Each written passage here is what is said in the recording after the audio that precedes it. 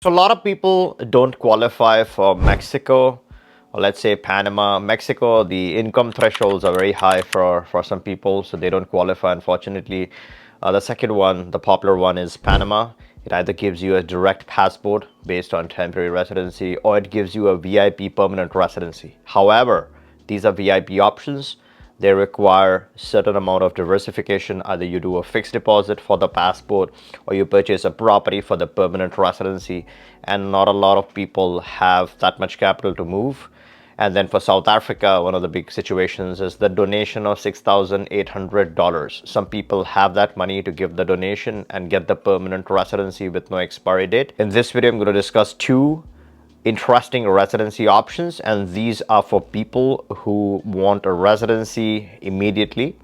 However, they aren't ready to commit any capital. They don't want to do any investments, no diversifications, no donations, no golden visa fees, no thresholds, meaning no active or no passive income considerations. The options that I'm going to discuss are full-blown residencies which do lead to citizenship.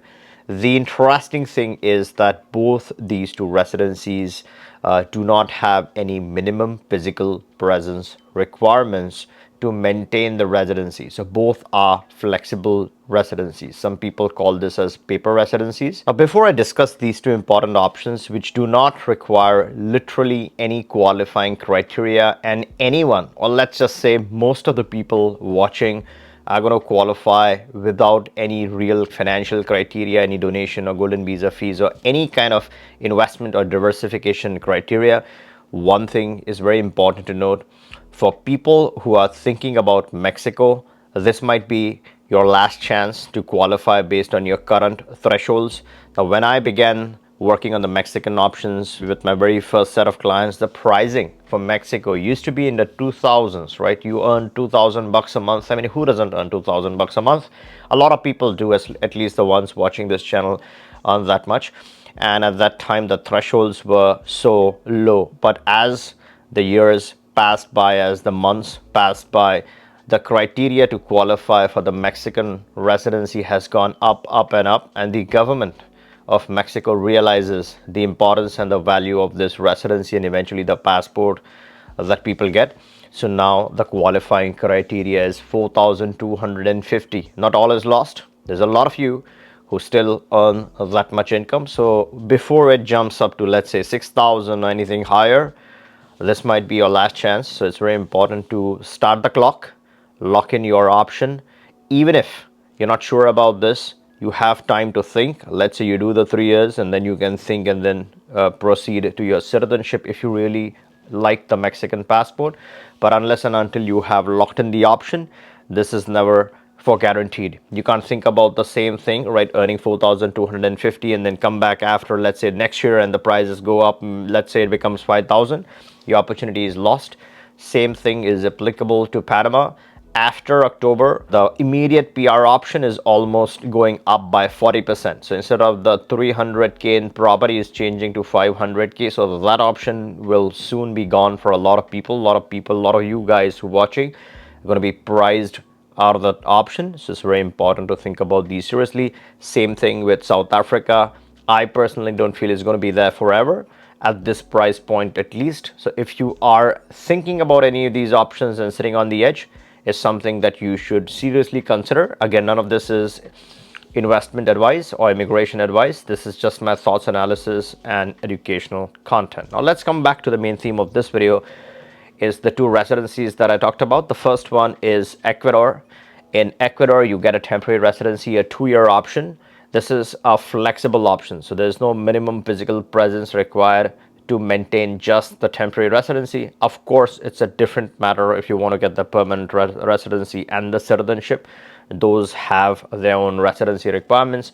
But let's say you want to keep it temporary, you want to have a back pocket option, you want to lock in your option, and you can indefinitely keep renewing the temporary residency without any residency requirements. The only thing about Ecuador is if you want to bypass the investment criteria. There are two options. One is by investing 42.5K USD in a Ecuadorian bank. Again, these thresholds are expected to increase.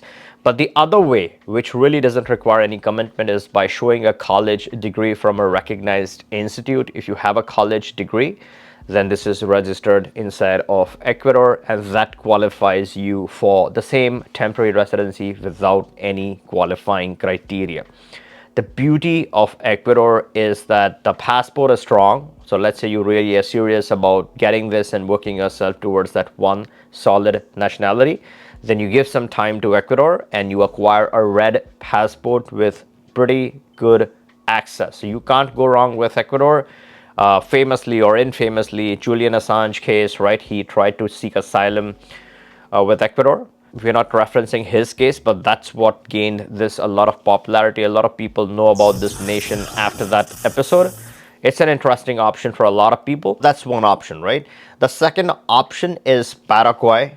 Now, Paraguay might be useless if you're doing other residencies, right? So let's say you're doing a Mexico or a South Africa. These are VIP options. Let's say you're doing a Panama, then you might not look at Paraguay. But let's say you're not doing the three, then Paraguay does have some interesting opportunity, right? So you're working towards that one citizenship, or let's say you're an Italian or a Spain citizen and you want to get an additional passport and that's where you want to stop, then yes, Paraguay might be a good option for those scenarios. Or let's say you're just trying to work towards one solid citizenship. You just want that first and then you can think about upgrading. So in that case, also Paraguay might work. This one, literally any one of you guys watching don't qualify for anything else. You do qualify for this one for sure. And all you need to do is land inside of Paraguay. This does not require any specific visa to be stamped from the embassy. Anything that gets you into Paraguay works in most cases. So let's say you are an American or an Australian or a Britisher who does not require a visa to enter Paraguay. We can discuss this option. We can schedule you for your landing. Land in Paraguay, spend a few days, do the immigration procedures, and then your paperwork can be mailed back to you, right? The cards and stuff. So this is a pretty straightforward option, and we have two very solid attorneys both in Ecuador as well as in Paraguay, so you're well covered with either of these two options. Now, the unique advantage of Paraguay is that it's a territorial tax system. So let's say you want to change or switch your residence, you're doing the Mexico, you have gotten your citizenship, you have your passport, or let's say you're on your path to getting your passport. You want to switch your tax net, right? You move to Paraguay, you can change your tax residency to Paraguay, get into the territorial tax-based system, and then obviously move on. So that's one scenario where this might be useful. You do get the citizenship, but just that for citizenship, after 2 years of initial temporary residency, you upgrade this to permanent, and then you do the minimum physical presence for the citizenship, and then you can acquire the Paraguayan nationality. This is a strong passport. It's a blue passport, but it's a strong passport. So Paraguay is a decent option. There is also a unique way of directly getting the permanent residency. A lot of people don't know about this. So you could get the permanent residency without any investment. Yes, you heard that right, without any investment. It requires a declaration that you give, which says that you will move a certain amount of capital over a period of next 10 years. It's not that high. It's 75 in commitment. It's not moving any money at this time.